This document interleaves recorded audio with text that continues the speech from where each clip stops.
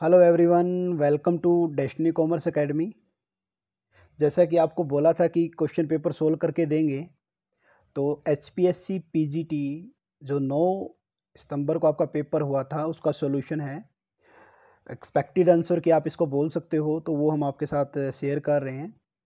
और सबसे ज़रूरी बात मैं आपको बताना चाहता हूँ कि जो जर्नल पार्ट है वो मैं सोल्व नहीं करवा रहा हूँ। नियर अबाउट आप मान लो कि 100 क्वेश्चन में से मैं 78 या 75 टू 80 क्वेश्चन के नियर अबाउट आप मान लो, यानी कि जो कॉमर्स का पोर्शन है वो हम सोल्व करेंगे। तो आप उसी के अकॉर्डिंग ये वीडियो देखिएगा। आइए करते हैं स्टार्ट। सबसे पहले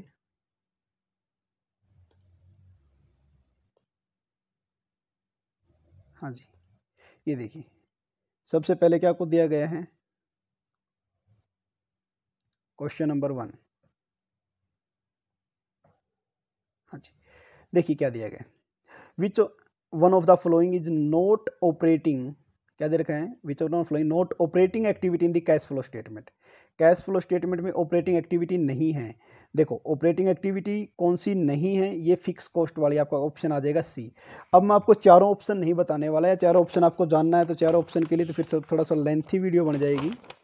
फिर भी चलो ट्राई करते हैं थोड़ा बहुत बताने की आपको। पहला इसमें क्या दिया गया है, cash received from the disposable income, ये आएगी। क्यों नहीं है ऑपरेटिंग एक्टिविटी? क्योंकि फिक्स एसेट को सेल करना ये किसके अंदर आता है, ये आपको बोल सकते हो कि इन्वेस्टिंग एक्टिविटी का पार्ट आता है ये। ठीक है, बाकी सारे के सारे जो है वो सारे ऑपरेटिंग एक्टिविटी के पार्ट है, ये इन्वेस्टिंग एक्टिविटी का पार्ट है। ठीक है, नेक्स्ट वन,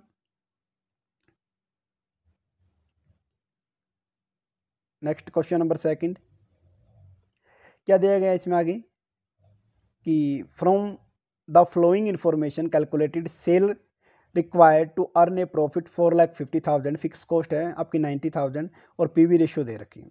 तो सबसे पहले आपको पता होगा क्या करना है आपको। आपको पता है कि जो हम निकालते हैं, जैसे इसमें निकालना सेल निकालनी है आपको। क्या निकालनी है? सेल। तो फॉर्मूला आता है sale minus variable cost divide by contribution, sorry नीचे कॉन्ट्रीब्यूशन आ जाएगा, फिक्स कॉस्ट लेस करेंगे तो नीचे प्रॉफिट आ जाएगा। अब हमारे पास प्रॉफिट दे रखा है, वापस चलते हैं। फिक्स कॉस्ट दे रखी, फिक्स कॉस्ट दे रखी 90,000, तो कॉन्ट्रीब्यूशन कितना आ जाएगा 5,40,000। तो हमारे पास कॉन्ट्रीब्यूशन आ गया। पीवी रेशियो का फॉर्मूला याद है, क्या था? Contribution divide by sale into 100। Contribution कितना 5,40,000।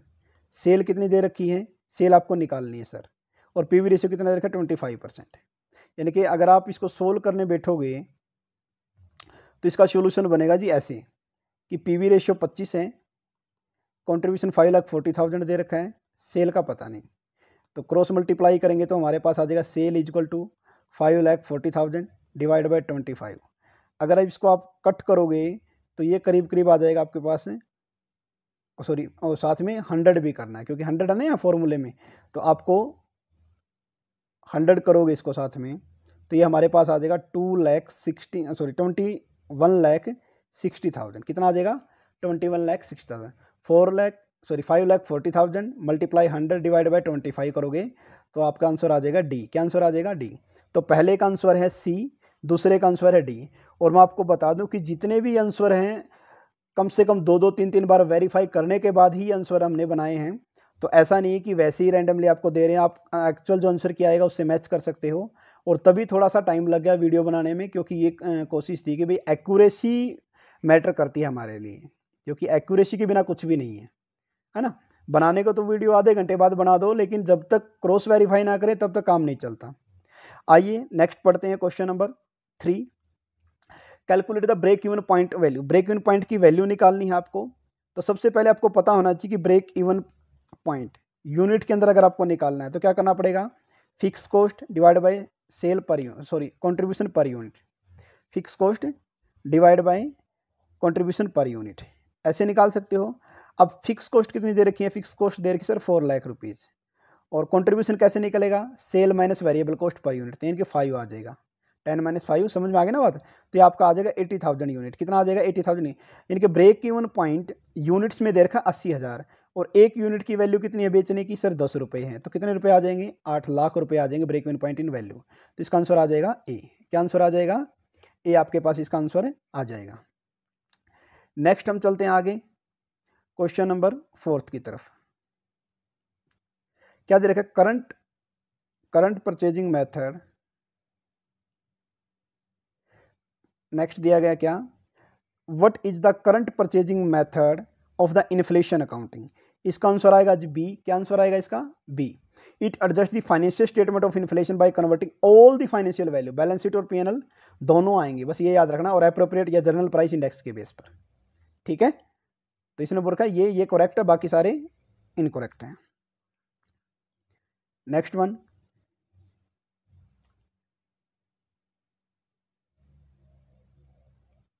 क्वेश्चन नंबर 5 देखिए क्या दे रखे हैं, human resource accounting attempt to a place of the value, इसके अंदर आएगा द होल वर्कफोर्स। क्या आएगा, द होल वर्कफोर्स। ये पूरी की पूरी ह्यूमन रिसोर्स अकाउंटिंग की एक डेफिनेशन दे रखी है, attempt to the place of value on the whole workforce. तो इसका आंसर क्या आएगा आपका, ए आ जाएगा 5th का। नेक्स्ट वन, क्वेश्चन नंबर 6 देखिए, क्वेश्चन नंबर 6, हाँ जी, जो क्वेश्चन नंबर 6 है, मैंने बोला कि यहाँ पर हम आपको कराएंगे 75 to 80 क्वेश्चन। तो जो 20 क्वेश्चन छोड़ रखे हैं वो आपके रीजनिंग के हैं। पहली बात, रीजनिंग के नाम पर मैथ दिया गया था जो बहुत ही टिपिकल है। तो अगर किसी का नहीं हुआ तो ये मत सोचना कि सर मेरा नहीं हुआ, मेरा पेपर गलत हो गया, ऐसा हो गया, ऐसा कुछ भी नहीं है। सबका ही, सबके लिए पेपर जो आप बोल सकते हो कि ये पोर्शन हार्ड है, क्योंकि कॉमर्स के स्टूडेंट इतनी ज़्यादा मैथमेटिक्स नहीं करते। दूसरा, अगर मैं आपसे इससे रिलेटेड अगर बात कहना चाहूँ तो ऐसे क्वेश्चन को कोई हाथ भी नहीं लगाएगा। क्यों नहीं लगाएगा, रीजन की नेगेटिव मार्किंग है सर। अगला क्यूबिक वाला दे रखा है, सेम डिटो, ये रीजनिंग के नाम पर मैथ यहाँ पर दिया गया है, बहुत ही अच्छा मजाक है इनके द्वारा। तो ये हमारा ये भी नहीं आएगा, यानी कि जो आपका दिया गया है ये किलोग्राम वगैरह इस टाइप में नहीं। बात करते हैं 8th क्वेश्चन की, ये क्या है, ये सोल्व करने की कोशिश की थी जो नहीं हुआ। अगर आप में से किसी को आता है तो आप इसको कमेंट बॉक्स में लिख सकते हैं इसका सोल्यूशन, ताकि फर्दर उसकी अदर स्टूडेंट्स की भी हेल्प हो सके, ताकि पता भी चल जाएगी क्या कुछ होता क्या कुछ नहीं। इसके बाद आता है क्वेश्चन नंबर 9th, ये भी सारा का सारा दिया गया है, मिनट वाइज, पॉइंट वाइज, सारे के सारे। मैं कहना कि जो अर्थमेटिक मैथ है ना, रीजनिंग के नाम पे वो डाला गया, क्वेश्चन नंबर 10 सब ये क्वेश्चन मैं खुद छोड़ के आया हूँ, ऐसा कुछ नहीं किया। तो जिसका मैथ स्ट्रॉन्ग है, जो HSSC की तैयारी साथ में करता है, वो शायद मे भी कर दे, लेकिन इसकी पॉसिबिलिटी ना के बराबर होती है। तो अगर आपने ये 6 to और 10 तक क्वेश्चन छोड़े हैं तो घबराने की कोई ज़रूरत नहीं है। याद रखना 6 to 10, मैं यहाँ पर मेंशन कर देता हूँ 6 to 10। अगर ये क्वेश्चन छोड़े हैं तो कोई बड़ा इश्यू नहीं है, क्योंकि मोस्टली कॉमर्स के जो स्टूडेंट है वो ये क्वेश्चन अटेम्प्ट नहीं करेंगे जब नेगेटिव मार्किंग हो तो। ठीक है, तो यहाँ तक आप बेफिक्र रह सकते हैं कि 5 क्वेश्चन तो, यानी कि पेपर तो अभी 95 का हो गया, तो उस हिसाब से ध्यान रखना। तो मोटिवेट रहना है खुद को लास्ट के वीडियो तक। इसके बाद दे रखा है मैचिंग कंसेप्ट के अकॉर्डिंग, इसका आंसर आएगा जी आपका ए। कौन सा आएगा, ए इसका आंसर आने वाला है। देखिए,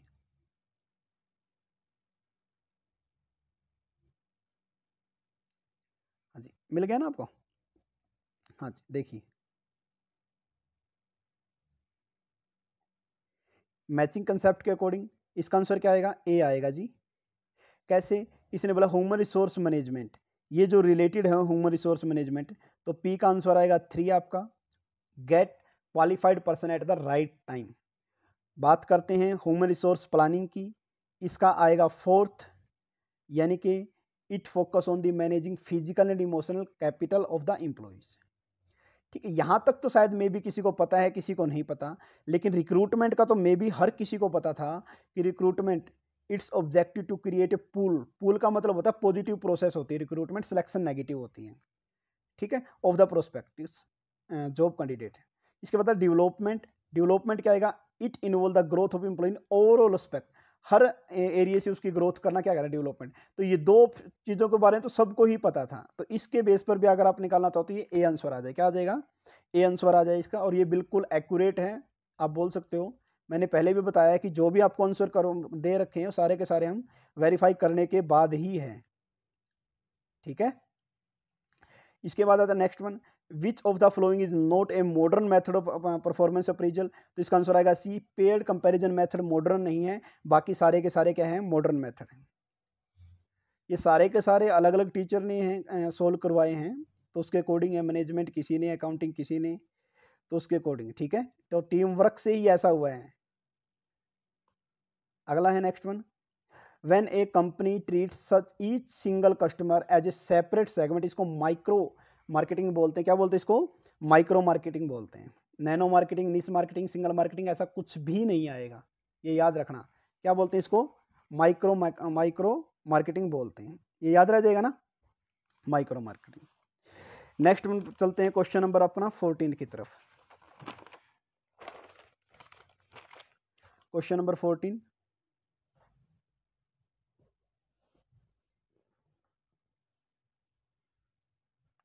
हाँ जी, क्वेश्चन नंबर 14 देखिए क्या दे रखा है। क्वेश्चन नंबर 14 का जो आंसर आएगा वो आएगा डी। ठीक है, तो कैसे आएगा डी? देखिए पी का आएगा 3, यानी कि रियल नीड कौन सी होती है? Customer want to a lowest cost पर वो कार खरीदना चाहता है, वो वास्तविक नीड होती है। अनस्टेटेड नीड कौन सी होती है? एक्सपेक्टिंग की गुड सर्विस तो वो देगा ही देगा, ये क्या मुझे बताना है, उसको कुछ नहीं बताना इसके रिगार्डिंग। डिलाइटेड नीड कौन सी होती है? आर का आएगा 4th, अगर कस्टमर को फ्री इंश्योरेंस मिल जाए, जो उसने सोचा नहीं था वो अगर फैसिलिटी मिलती है उसको डिलाइटेड नीड बोलते हैं। सीक्रेट नीड क्या होती है? सीक्रेट नीड क्या होती है? Consumer expect to seen his friend, अगर उसके यार दोस्त क्या बोले, ओहो आपने तो बहुत अच्छा काम किया, आप तो सस्ते में खरीद लाए, अच्छी क्वालिटी का, उस टाइप से। ठीक है, नेक्स्ट वन।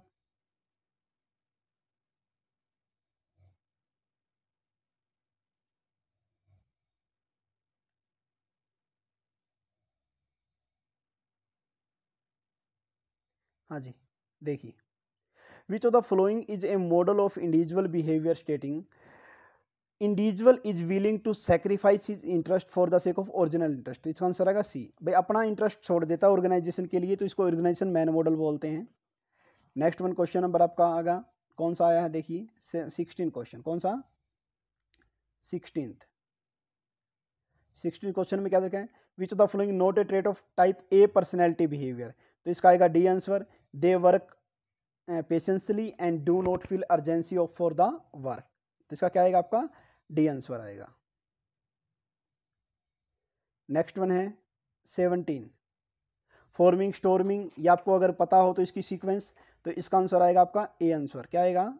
A answer. कैसे आया देखिए, ए का 3, फॉर्मिंग में आता है member join the form of a group, member join the form of a group. Storming का क्या आएगा? स्टोर्मिंग के अंदर आएगा 4, the purpose of forming the group is determine, ये पहले डिसाइड करना। नॉर्मिंग के अंदर क्या आता है? Standard are set for acceptable and unacceptable behaviour. और परफॉर्मिंग के अंदर लास्ट बच गया आपका ए, क्या आ जाएगा? Group finally work on the goal. तो ये चारों के चारों स्टेप हैं, अगर आपने कोर्स बाय किया था तो वहां पर तो थे ही थे ये। Next one 18th question. In the question नीचे देखिए कौन से करेक्ट ऑप्शन आपको बताना है। There is standard cost of the environmental accounting, तो इसका आंसर आना चाहिए बी, कि पहला गलत है। क्यों गलत है? क्योंकि मेथड दे रखे हैं इन्वायरमेंटल अकाउंटिंग के, जैसे कि environmental financial accounting, environmental management accounting, इसके अलावा इन्वायरमेंटल मैनेजमेंट अकाउंटिंग के बाद आता है इन्वायरमेंटल कॉस्ट अकाउंटिंग और इन्वायरमेंटल नेशनल इनकम अकाउंटिंग। अलग अलग मेथड हैं, 4-5 मेथड है, तो उसके अकॉर्डिंग मेथड तो है इसके। इसके बाद आता है environmental accounting is applicable textile industry, बिल्कुल ये टेक्सटाइल इंडस्ट्री में भी एप्लीकेबल होता है, केमिकल में भी और स्टील में भी। तो मोस्ट प्रोबेबली इसका आंसर बनता है आपका बी। नेक्स्ट बनाता है फिर आगे question number 19, choose the correct sequence of the accounting function. सबको पता है पहले रिकॉर्डिंग आएगा, दूसरे पे क्लासीफाइंग, तीसरे पे समराइजिंग, फिर आपका इंटरप्रिटेशन। तो इसका आंसर क्या आएगा? डी। क्या आएगा? डी।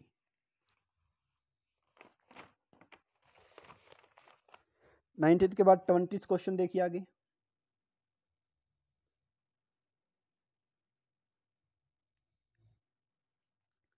ट्वेंटीथ क्वेश्चन ये हरियाणा जीके के हैं, तो ये भी जिसको वही पढ़ रखी थी तो भी डेप्थ में दे रखे, तो ये भी छोड़ दिए। ठीक है, 21वां भी नहीं कर रहे और 22 से 26 भी नहीं कर रहे डायरेक्ट। अब आ जाते हैं कॉमर्स के क्वेश्चन पर। क्वेश्चन नंबर 27, क्वेश्चन नंबर 27 पे 27 में देखिए क्या कुछ दिया गया है। 27 में बोला गया क्या? मैच द फ्लोइंग, इसी को मैच करना है। कौन कौन सी चीज़ें हैं मैच करने के लिए? देखिए पहला तो सबसे पहले तो मैं इसका आंसर बता दूं क्या आएगा। इसका आंसर आएगा आपका ए, ए का 3 आएगा, separate entity concept, business entity concept आता है। बी दूसरे का 4 आएगा आपका, ट्रांजैक्शनल वाले का आएगा, आप मनी में ट्रांजैक्शन करना तो मनी मेजरमेंट कंसेप्ट के अंदर आ जाता है। और 2 फोल्ड वाला डबल एंट्री सिस्टम में ड्यूल एस्पेक्ट कंसेप्ट है, और बिजनेस लगातार चलता रहे गोइंग के अकॉर्डिंग। तो 27 का क्या आएगा, ए आंसर आ जाएगा आपका। इसके बाद 28th, अगर आपने शॉर्ट ट्रिक की वीडियो देखी है तो वहाँ से ये क्वेश्चन बिल्कुल ही ईजी है। अगर आपको एक बार भी देखी है तो मिल जाएगा सारा का सारा। तो 28th का आंसर आएगा आपका बी। क्या आएगा आंसर? बी। इनके इंटेंजिबल एसेट के लिए सेक्शन 26, इक्विपमेंट के लिए 10, ब्रोविंग के लिए 16 और अर्निंग के लिए 20। ठीक है।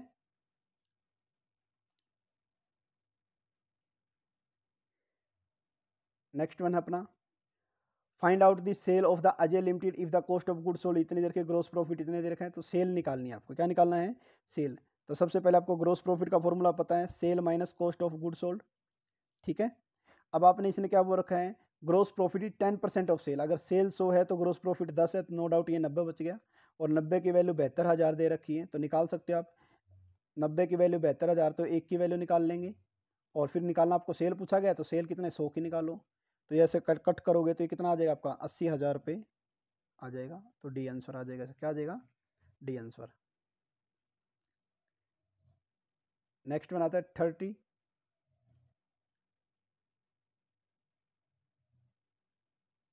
Question number 30, compute the gross profit of the Vishal limited if the turnover of the. अच्छा जी, टर्नओवर के रिगार्डिंग दे रखा है, तो ग्रोस स्टॉक टर्नओवर का फॉर्मूला पता होना अगर होगा तो आपको तो इसमें कोई दिक्कत नहीं है। प्रैक्टिकल क्वेश्चन है, लेकिन मैंने पहले भी बताया था जब करवा रहा था कि सारे के सारे थ्योरेटिकल बेस, सॉरी आपके फॉर्मूला बेस आते हैं। तो इसमें क्या बनेगा, ग्रोस प्रॉफिट का फॉर्मूला बनेगा sale minus cost of goods sold, अभी पढ़ के आए हैं। तो इसने बोला सेलिंग प्राइस कितना 20% है कॉस्ट का। यानी कि अगर कॉस्ट 100 है, कॉस्ट ऑफ गुड्स सोल्ड, तो ये 120 होगा, तो ग्रोस प्रॉफिट 20 आ जाएगा। यानी कि cell cost of goods sold, यानी कि कॉस्ट को 100 माना, सेल को 120 माना, तो ग्रोस प्रॉफिट कितना आ जाएगा 20। ठीक है। तो इस साइड से हम निकालेंगे स्टॉक टर्नओवर रेशियो का फॉर्मूला था cost of goods sold divide by आपका आ जाएगा एवरेज स्टॉक। तो स्टॉक टर्नओवर रेशियो 10 है, cost of goods sold sir नहीं पता, एवरेज स्टॉक कितना दे रखा, 8,000 रुपये। तो कॉस्ट ऑफ गुड्स सोल्ड आ जाएगा 80,000। कितना आ जाएगा? 80,000। तो 100 की वैल्यू कितनी है? 80,000। 100 की वैल्यू कितनी है? 80,000। ऐसे निकाल सकते हैं। तो 100 की वैल्यू है सर 80,000। आपको निकालना क्या, ग्रोस प्रॉफिट, यानी कि 20 की वैल्यू और कितनी होगी तो बता देंगे। कितनी आ जाएगी? 16,000 रुपये। इसका आंसर आ जाएगा बी। क्या आंसर आ जाएगा? बी इसका आंसर बन जाएगा। कर लोगे तो बी इसका आंसर है। इनके फॉर्मूले बेस्ड दे रखे सारे के सारे प्रैक्टिकल क्वेश्चन। नेक्स्ट वन है 31, द परचेज। क्या देगा 31 में? The purchase of furniture 10 lakh but debited to purchase account. Furniture खरीदा तो फर्नीचर अकाउंट डेबिट होना चाहिए, लेकिन कर दिया परचेज अकाउंट। इसको एरर ऑफ प्रिंसिपल बोलते हैं। क्या बोलते हैं? जब रॉन्ग अकाउंट में करते हैं, रॉन्ग अकाउंट, ये PYQ में करवाया हुआ मैंने, तो एरर ऑफ प्रिंसिपल बोलेंगे। कंपनसेटेड, जब एक खाते की गलती को दूसरे खाते से कंपनसेट कर दिया जाता है। ओमिशन का मतलब भूल गए, और कमीशन का मतलब होता है रॉन्ग अमाउंट से। ये अकाउंट था, ये अमाउंट है। नेक्स्ट वन चलता है 32। इसने मतलब मशीनरी परचेज की 1 लाख रुपए की, फ्राइट दिया 10,000 रुपये का, इंस्टॉलेशन चार्ज दिए 25,000 के, तो installation charge debited to machinery account. क्योंकि मशीनरी जब तक खाता, आप बोल सकते हो कि मशीनरी जब तक प्रोडक्शन करना स्टार्ट नहीं कर देती तब तक के सारे खर्चे किसके अंदर आएंगे सर? सारे के सारे खर्चे उस एसेट के अकाउंट के अंदर आएंगे। किसके अंदर आएंगे? उस एसेट के अकाउंट के अंदर आएंगे। ठीक है।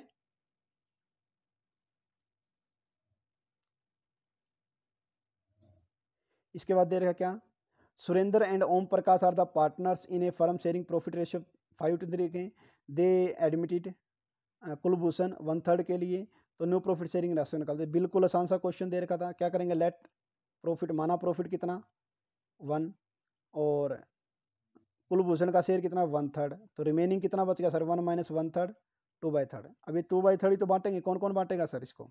2/3 को बांटेगा आपका एक तो सुरेंद्र, 2/3 में से इसका शेयर कितना था पहले 5/7, तो 10/21। इसी प्रकार दूसरा पार्टनर कौन सा? ओम है सर, 2/3 का कितना करेगा 2/7, यानी कि 4/21। अब करेंगे सुरेंद्र ओम प्रकाश और कुलभूषण।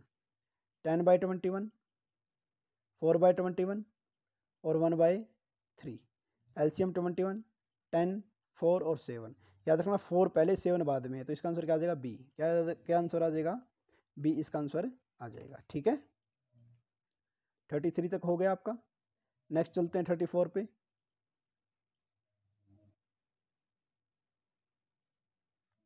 हाँ जी देखिए 34, वाई एस एस लिमिटेड 450-200 कितनी बार करवाया है पी वाई की में? कम से कम 10 बार ही मैंने क्वेश्चन करवा चुका हूँ, तो सो होप से आपको आ भी गया होगा, फिर भी एक बार थोड़ा सा करवा देता हूँ। Share capital account debit, share capital account debit कितने से सर? 200 शेयर और 10 रुपये के हिसाब से, कुछ भी नहीं बोल रखा, तो कोल्ड अप अमाउंट ये होगी 2000।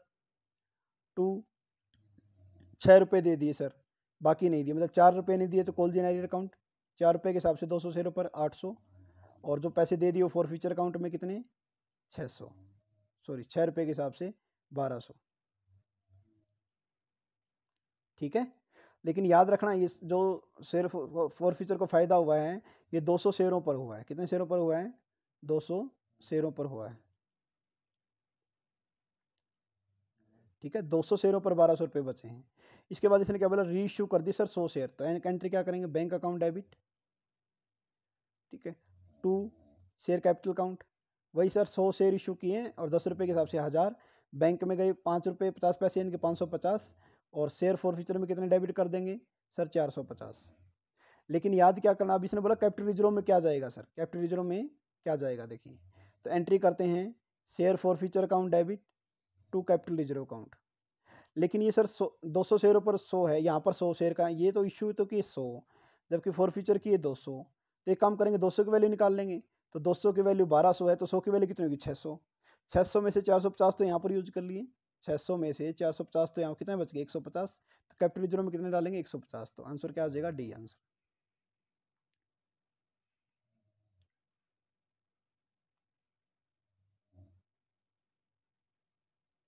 नेक्स्ट वन 35 क्वेश्चन देखिए, 34 के बाद 35। तो 35 में क्या दिया गया है? Which of the following condition is not correct about the compulsory winding up. Compulsory का वाइंडिंग अप के लिए कौन सी करेक्ट नहीं? इसका आंसर आएगा ए, बाकी सारी की सारी कंपल्सरी वाइंडिंग अप है। डेब्ट को अनेबल नहीं है, डेब्ट को पेमेंट नहीं की तो कंपल्सरी वाइंडिंग अप हो जाएगा। हाँ, ऑर्डिनरी रिजोल्यूशन यहाँ पर नहीं आना चाहिए था, यहाँ पर स्पेशल रिजोल्यूशन आता तब ये ठीक हो जाती है, ये गलती इसलिए होगी। ठीक है, नेक्स्ट वन चलते हैं, question number 36।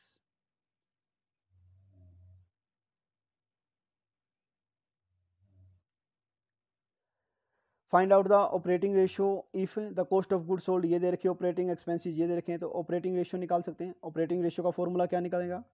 Cost of good sold plus में operating expenses divide by net sale. Cost of good sold कितना आया? 3,50,000, प्लस में ऑपरेटिंग एक्सपेंसेस कितना आया? 50,000 रुपये। नेट सेल कितना का? 5 लाख रुपये का, जोड़ दो ऊपर 4 लाख और नीचे कितना?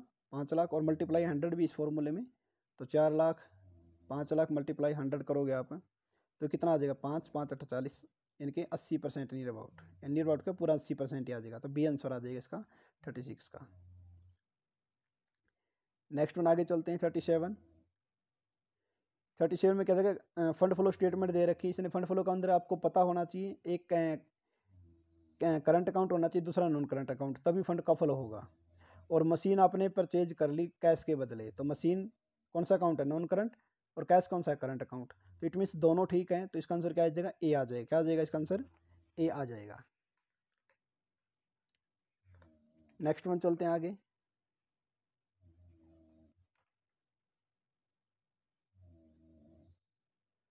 38 39 छोड़ दिया ये रीजनिंग के नाम पे बोल रहे ना, बहुत टिपिकल सा थोड़ा दे रखा था। 40 42 तक छोड़ दिया है, ये भी रीजनिंग के नाम पे दे रखे हैं। 43 हरियाणा जी के छोड़ दी, 43 44। वैसे इसका एक आंसर शायद में भी बता रहे थे कि इसका पिंडारा पुंडोरा आता है, फिर भी एक बार हरियाणा जी के जर्नल पेपर हम छोड़ ही रहे हैं, क्योंकि यहाँ पर हम कॉमर्स का सेगमेंट करने वाले। ठीक है, इसके बाद है, मैं उनके लिए बता रहा हूँ कि जिसने जर्नल पेपर छोड़ ही दिया तो भी कैसे क्या कुछ बन सकती पोजीशन, वो बता रहे हैं। नेक्स्ट वन आता है फिर कॉमर्स का 46 के अंदर। इसने बोला कि एग्जिस्टिंग सेल 1 लाख रुपए हैं, वेरिएबल कॉस्ट 7,000, फिक्स कॉस्ट इतनी, सेलिंग प्राइस घटा दो, तो फॉर्मूला बनता sale minus variable cost divide by contribution, ये बनेगा।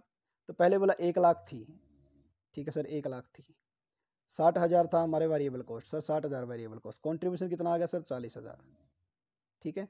अब इसने बोला क्या कर दिया, कम कर दी, कितनी 10%, तो सेल का 10% कितना है, 1 लाख का 10% 10,000, तो बच गई कितनी 90,000।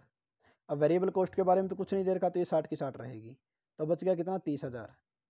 अब कंट्रीब्यूशन कितना दे रखा है 30,000, और यूनिट कितनी दे रखी है, कंट्रीब्यूशन कितना दे रखा है 30,000, और यूनिट दे रखी 500, तो पर यूनिट कंट्रीब्यूशन कितना आ गया 560, ठीक है। अब आपको पता हो, आपको निकालनी है सेल, ब्रेक इवन पॉइंट की सेल इनके यूनिट में लगाने के लिए। तो फॉर्मूला क्या होता है, fix cost divide by contribution पर यूनिट। फिक्स कॉस्ट कितनी दे रखी है सर, फिक्स कॉस्ट अभी बताई थी आपने 24,000 रुपये, कितनी दे रखी है 24,000, कंट्रीब्यूशन पर यूनिट 60 आ गया, तो निकाल दो, इसको निकालना चाहो तो 6 से 6 चौक 24, 400 यूनिट आ जाएगी, तो इसका आंसर आ जाएगा आपका सी, ठीक है। नेक्स्ट वन चलते हैं 47, क्या दिया गया है, which of the following is an example of the cash flow statement of investing activity. Investing activity का आंसर आएगा ए, इंटरेस्ट रिसीव्ड क्या है भाई, नॉन फाइनेंशियल कंपनी के लिए क्या है इन्वेस्टिंग एक्टिविटी, फाइनेंशियल के लिए तो ऑपरेटिंग है ये, ठीक है, बाकी सारे के सारे अलग केस में है।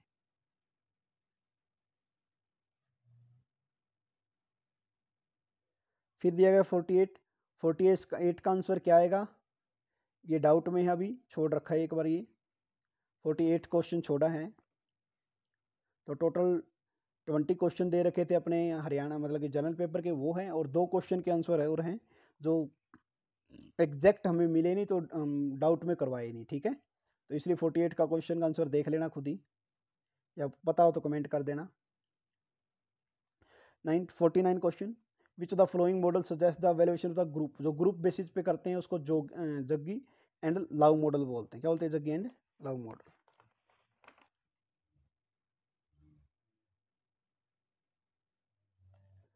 ठीक है। तो इसका आंसर क्या आएगा, जग्गी एंड लव मॉडल, 49 का ए आ जाएगा। नेक्स्ट वन चलते 50 क्वेश्चन की तरफ। देखो 50 क्वेश्चन में क्या दे रखा है, business refer to the business refer to all those human activity which are related to the production distribution of goods and service. वैसे नॉर्मली एक डेफिनेशन होती है बिजनेस की कि business refer to the economic activity, लेकिन human activity को 2 part में बांटा जाता है, इकोनॉमिक और नॉन इकोनॉमिक, ठीक है। इकोनॉमिक में आती है प्रोडक्शन डिस्ट्रीब्यूशन और कंजप्शन, नॉन इकोनॉमिक में अदर देन अब प्रॉफिट मोटिव वाली आ जाती है। तो इसके अकॉर्डिंग से बोला भाई ह्यूमन एक्टिविटी का वो पार्ट जो प्रोडक्शन डिस्ट्रीब्यूशन से रिलेटेड है, बिजनेस कराता है, ये बात सही है। और इन्वायरमेंटल जो होता है, इन्वायरमेंट वो क्या है, इंटरनल एक्सटर्नल दोनों होता है, तो इसका आंसर क्या आ जाएगा, बोथ आर राइट, तो इसका आंसर आएगा सी, क्या आंसर आ जाएगा, सी आ जाएगा।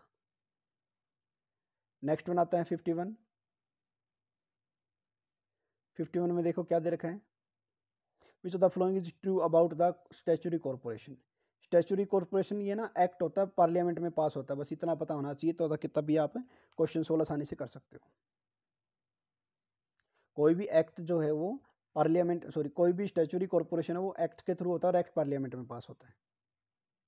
Next one, partner can transfer his share out and outsider कब, with the consent of the other partner. हम हमेशा ये पढ़ते आए हैं कि पार्टनर अपने शेयर को ट्रांसफर तब तक नहीं कर सकते जब तक सारे पार्टनर एग्री ना हो, वही बात है ये। नेक्स्ट वन दिया गया क्या, demand and deposit, demand CASA, current account, saving account, तो हमारे पास बी आंसर इसका आ जाएगा। डिमांड डिपॉजिट का मतलब जैसे ही पैसे मांगे और बैंक वाले देने पड़ेंगे, तो 2 ही अकाउंट से देने पड़ते हैं। 54 का आंसर भी थोड़ा डाउट में है, तो इसलिए ये भी नहीं किया, याद रखना एक 48 क्वेश्चन नहीं किया, एक 54 नहीं किया कॉमर्स से रिलेटेड, बाकी सारे के सारे ऐसा कोई क्वेश्चन नहीं है जो कॉमर्स से रिलेटेड ना कर रखा हो अभी तक जो मैंने करवाए हैं। तो इसमें आप थोड़ा देख लेना, अगर आपको पता हो, एग्जैक्ट पता हो तो कमेंट कर सकते हो, डाउट में है तो रहने देना कमेंट करने को।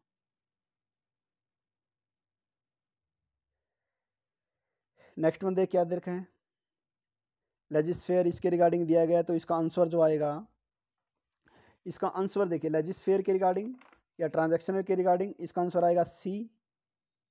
क्या आंसर आएगा? सी इसका आंसर आएगा। सी कैसे आएगा, आइए मैच करते हैं। पहली बात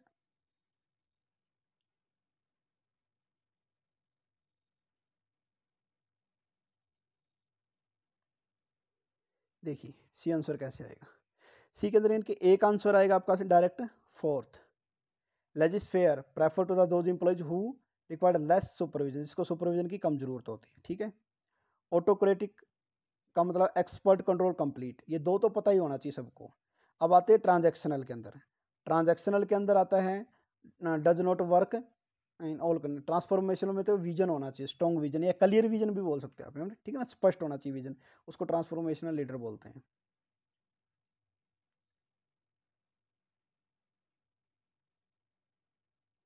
नेक्स्ट वन आता है MM थ्योरी, डिविडेंड के रिगार्डिंग है, ये पॉजिटिव इम्पैक्ट डालती है net value of the firm पर। क्या डालती है? पॉजिटिव इम्पैक्ट, ठीक है। ये अगर आपने थ्योरी पढ़ी हो तो सिंपल सा दे रखा पॉजिटिव इम्पैक्ट के रिगार्डिंग।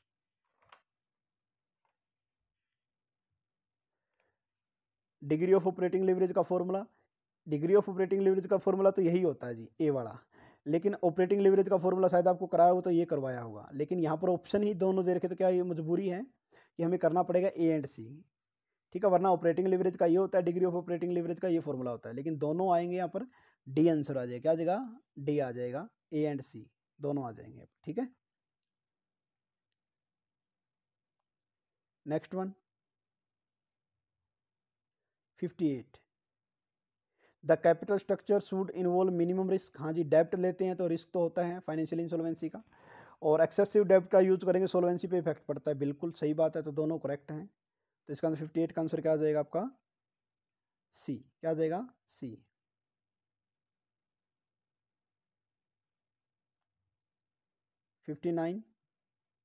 द इंटरेस्ट रेट या fix interest rate of the reserve bank absorb the liquidity from the bank under the LAF overnight basis पे, इसको बोलते हैं रिवर्स रेपो रेट। क्या बोलते हैं?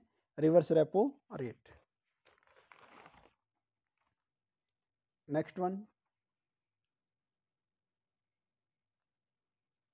60 question, central government can supervise supersede, यानी central government कब सेबी के ऊपर कब्जा कर सकती है या उसके ऊपर अधिकार जमा सकती है? जब सेबी अपने फंक्शन करने के लिए अनेबल हो जाए, और दूसरा पब्लिक इंटरेस्ट के लिए ज़रूरी हो। तो पब्लिक इंटरेस्ट के लिए ज़रूरी है, मे बी यहीं से बहुत सारे बच्चों ने टिक कर दिया होगा सोच के, अच्छा भी था। 61, तो 61 का जो आंसर आएगा वो आंसर आएगा बी। बी आंसर क्या है? विलियम ओची ने क्या किया था? जेड थ्योरी दी थी। विक्टर ब्रूम ने क्या किया था? एक्सपेक्टेंसी थ्योरी दी थी। डगलस मैकग्रेगर ने क्या किया था? एक्स एंड वाई थ्योरी दी थी।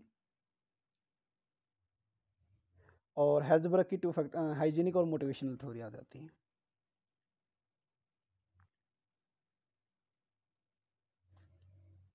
(62) arrange the flowing step of the human resource planning in order के रिगार्डिंग क्या कुछ दिया गया देखिए।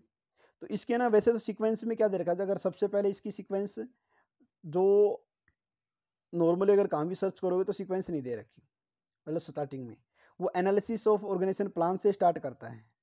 तो अगर इसके बेस पे चलेंगे तो ये आपका दो का तो एक में ही दे रखा है, तो ये भी डाउट में आप डाल सकते हो, ये भी क्या कर सकते हो, डाउट में इसको डाला जा सकता है, क्योंकि सबसे पहले एनालिसिस होना चाहिए, उसके बाद सारा सिस्टम मिल जाता है, तो ये ध्यान रखना।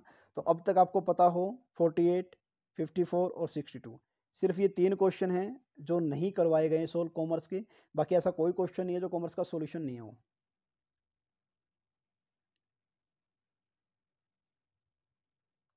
नेक्स्ट वन, कोऑपरेटिव सोसाइटी के लिए 1 मैन 1 वोट, क्या देखा 1 शेयर 1 वोट नहीं आएगा, मैन के अकॉर्डिंग काउंट किया। मान ली एक इंसान पर 50 वोट है तो भी उसको 50 शेयर है तो भी 1 वोट मिलेगा, और 1 शेयर तो भी 1 वोट मिलेगा, ठीक है।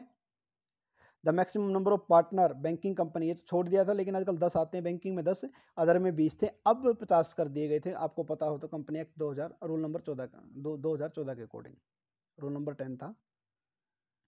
प्राइस डिस्क्रिमिनेशन, ये क्वेश्चन डाल दिया इकोनॉमिक्स का, जहाँ पर इलास्टिसिटी अलग अलग होती है वहाँ पर प्राइस डिस्क्रिमिनेशन कि आप बोल सकते हैं किया जा सकता है। ठीक है, वरना मोनोपोली मार्केट भी इसका एग्जाम्पल आ सकता है, लेकिन यही प्राइस डिस्क्रिमिनेशन के लिए मेन यही बनता है। तो 65 का बना था सी। 66 का कंडीशन रिसेशन प्रिवेल, जहाँ पर डिमांड क्या हो, सेलेक्ट इनकी डिमांड गिर रही हो, डिक्रीज हो रही, तब की बात है।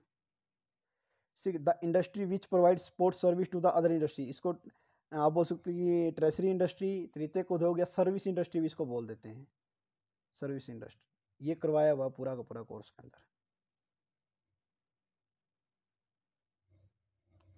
विंडो ड्रेसिंग को कैसे रोका जा सकता है, जिस पर फुल डिस्क्लोजर से, किससे, फुल डिस्क्लोजर, पीवाई करवाए थे उसमें से आया हुआ ये। आगे देखें, it is characteristics of the dash departmental store आएगा, क्योंकि एक ही रूफ के नीचे अगर आप अलग अलग डिपार्टमेंट बना के बेचते हो तो।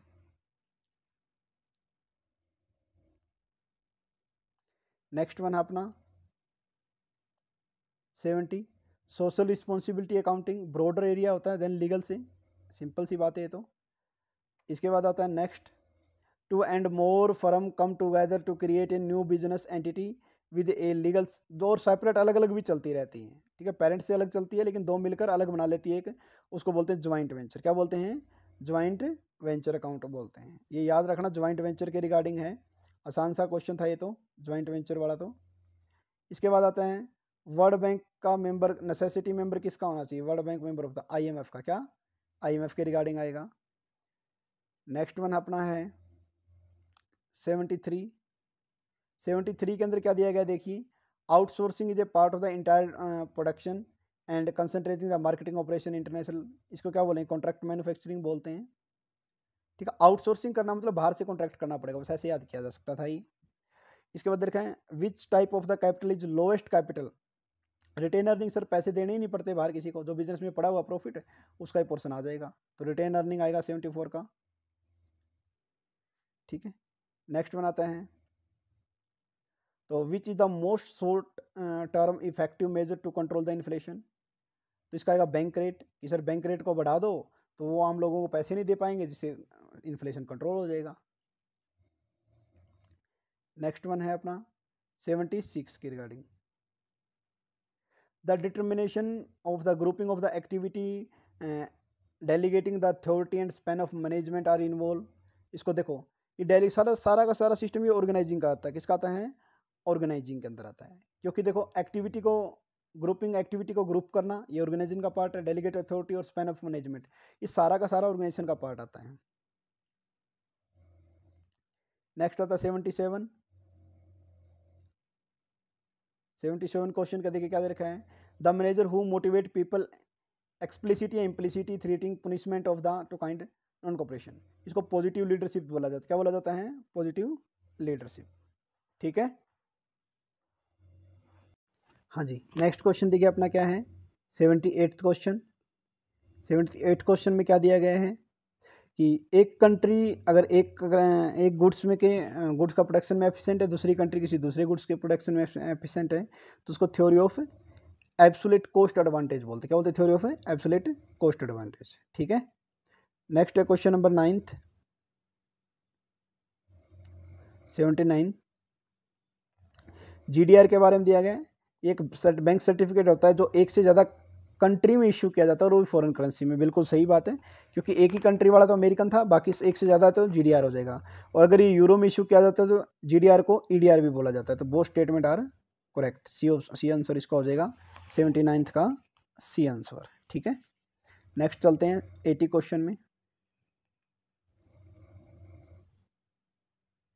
80 क्वेश्चन देखिए क्या दिया गया आगे, in India credit bureau is governed by the which of the following act, credit information company regulation act 2005 के अंदर आ जाए, किस में आएगा, credit information company regulation act 2005 के अंदर आ जाता है।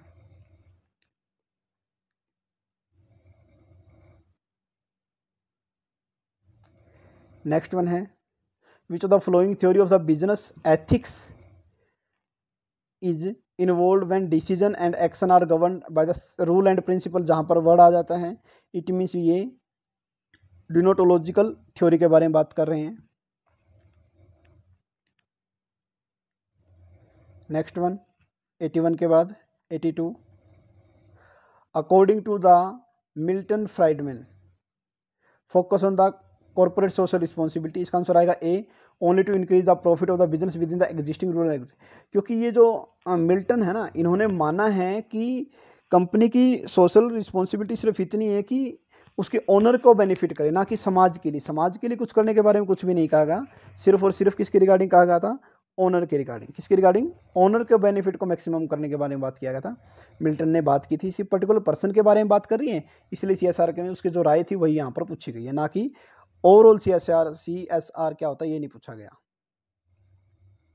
Next one, in the question given below the question globalization implies integration of economy country with global company. बिल्कुल सही बात है। ग्लोबलाइजेशन फोकस इंडस्ट्रियलाइजेशन नहीं, इंडस्ट्रियलाइजेशन अलग कंसेप्ट है और ग्लोबलाइजेशन अलग है। ठीक है, तो इसका आंसर क्या आएगा आपका? इसका आंसर आएगा ए, यानी कि सिर्फ ए करेक्ट इसका बनेगा 83 का। नेक्स्ट वन है अपना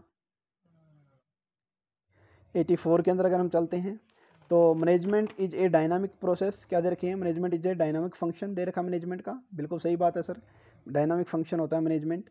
दूसरी बात है सर कि पॉलिसी और प्रोसीजर में टाइम्स के अकॉर्डिंग या इन्वायरमेंट के अकॉर्डिंग चेंज करना पड़ता है। बिल्कुल सही बात है, तो इसका आंसर आ जाएगा ए। ठीक है, नेक्स्ट वन हम बात करेंगे 84 के बाद में 85, the principle of management which imply the 3 should one head one vote plan. ये तो अभी पड़ेगा, एक हेड और एक ही प्लान, ये यूनिटी ऑफ डायरेक्शन के अंदर, किसी अंदर आता है? यूनिटी ऑफ डायरेक्शन के अंदर। ठीक है, 86 क्वेश्चन के बारे में बात करते हैं। नेक्स्ट क्या दिया गया? स्टाफिंग के regarding. Staffing help in the obtaining the right person to the right place. बिल्कुल सही बात है। Selection is a positive process. नहीं, सिलेक्शन तो नेगेटिव प्रोसेस है सर। सिलेक्शन क्या है? Negative process. तो सिर्फ इसका एक ठीक है, तो इसका आंसर सी आएगा। Next one 87, Mitakshara system of inherent is found in the, कहाँ पर फाउंड है?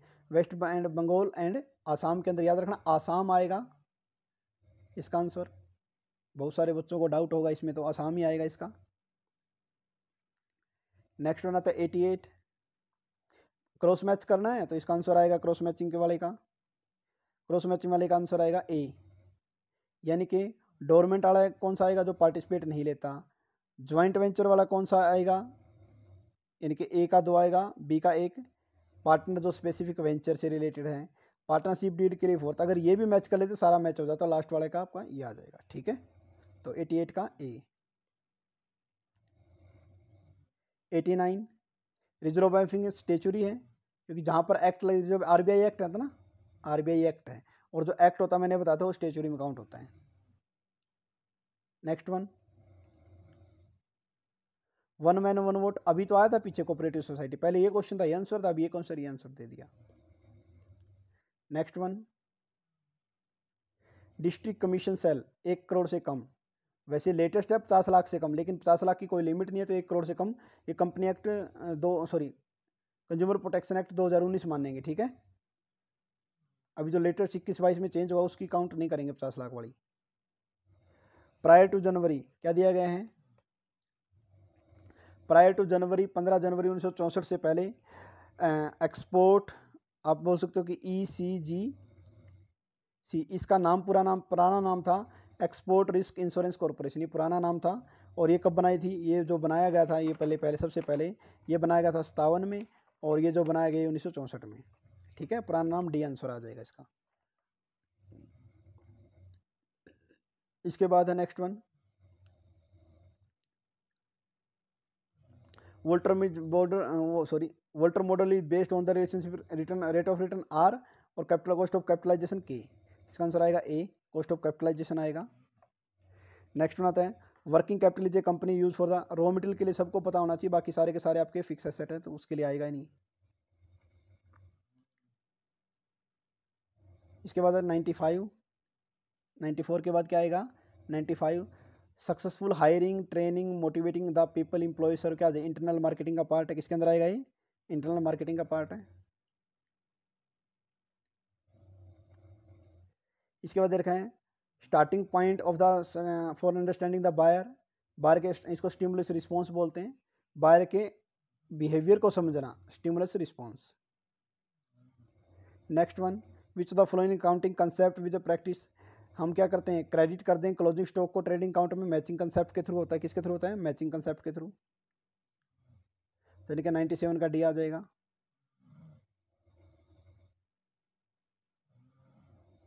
Ninety 98, posting is done to subsidiary to ledger होता है, सबको पता है, बिल्कुल आसान सा मेथड है।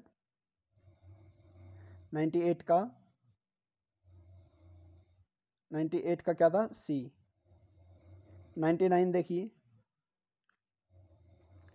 Question number 99, accelerate method of the depreciation, ये आएगा बी आंसर इसका। क्या आएगा? B. The fact of the asset is a more productive in earlier and later. कहने का मतलब है कि एक्सेलरेट में क्या है, पहले ज़्यादा डेप्रिसिएशन चार्ज कर लो फिर कम कर लो, तो बी आंसर आएगा इसका। और लास्ट क्वेश्चन नंबर 100, ए पार्टनर आया है 5000 प्रीमियम लेके के लिए, जिसमें से 4000 नगद दे दी, 1000 बच गए जी। 1000 उसके करंट अकाउंट से कर लेंगे, क्या कर लेंगे? उसके डेबिट, इसका। तो ये था पूरा का पूरा अपना पेपर, और होप शो इसमें से मैंने शायद ही 2 या 3 क्वेश्चन जो हैं वो नहीं करवाए हैं कॉमर्स के, बाकी सारे के सारे करवा दी। बाकी जो करवाए बिल्कुल ऑथेंटिक है, थोड़ा टाइम जरूर लगा इसको लेक्चर को अपलोड करने में, लेकिन होप शो आपको समझ में आ गया होगा। और मैं अगर बात करता हूँ कट ऑफ के रिगार्डिंग, बहुत सारे बच्चे बोल रहे थे कि सर कट ऑफ के बारे में बताना। मेरे अकॉर्डिंग अगर कट ऑफ जा सकती है तो पहली बात तो ये है कि पेपर आपका 100 क्वेश्चन है, 20 क्वेश्चन जो जीके का था जर्नल का, उस शायद ही किसी ने किया, मतलब किसी ने किए होंगे, ठीक है, क्योंकि नेगेटिव मार्किंग थी तो उनको कोई उठाएगा ही नहीं। पहली बात क्या है, नेगेटिव मार्किंग थी, उसको कोई उठाएगा ही नहीं। तो बच गए कितने? 80 क्वेश्चन। बच गए कितने? 80 क्वेश्चन। अब इस 80 में से भी क्या है, नेगेटिव मार्किंग तो उसमें भी थी, तो इसको तो छोड़ ही दो एक बार आप, कि भाई कोई अगर उठाएगा तो नेगेटिव में चला जाएगा तो दिक्कत हो जाएगी। अब बात चली गई 80 क्वेश्चन के अंदर, तो मेरे अकॉर्डिंग जो मेरिट लिस्ट जा सकती है वो 40+ जा सकती है। बिल्कुल सही सुना आपने, इतनी डाउन आपके बोल सकते हो कि क्या मेरिट लिस्ट जाने के चांसेस हैं, 40 मार्क्स, ठीक है। तो 40+ मेरे अकॉर्डिंग, जहाँ तक मैंने एनालाइज किया है, बच्चों के रिस्पॉन्स आए हैं, मैंने बताया था पहले भी, आपको पता हो तो MCQ बैच चलाया हुआ है, तो बहुत सारे बच्चों के फ़ोन आए, रिस्पॉन्स आए हैं। तो मेरे अकॉर्डिंग 40+ आपको होना चाहिए, 40 से नीचे है तो मे बी डाउटफुल है, लेकिन हाँ 40+ की मैं उम्मीद कर सकता हूँ, बन सकते हैं। इससे जितने ज़्यादा होंगे, इट मीन्स आपकी पॉसिबिलिटी उतनी ही ज़्यादा बढ़ती चली जाएगी 4 टाइम आपको बुलाने के लिए। तो होप शो ये आपको वीडियो अच्छा लगा होगा, अगर अच्छा लगा तो आप इसको ज़्यादा से ज़्यादा शेयर कर सकते हैं। और अगर आपको लगता है कि सर नहीं ये आंसर आना चाहिए, लेकिन प्लीज़ जब भी आप कोई ऑप्शन जो मैंने बताया उसके अलावा बताओ, तो with proof in the sense है कि कुछ तो लिखो कमेंट में, ये नहीं लिखो नहीं ए नहीं सी आएगा सर, सी नहीं बी आएगा, ऐसा नहीं करना, ठीक है। तो thank you all of you, thank you.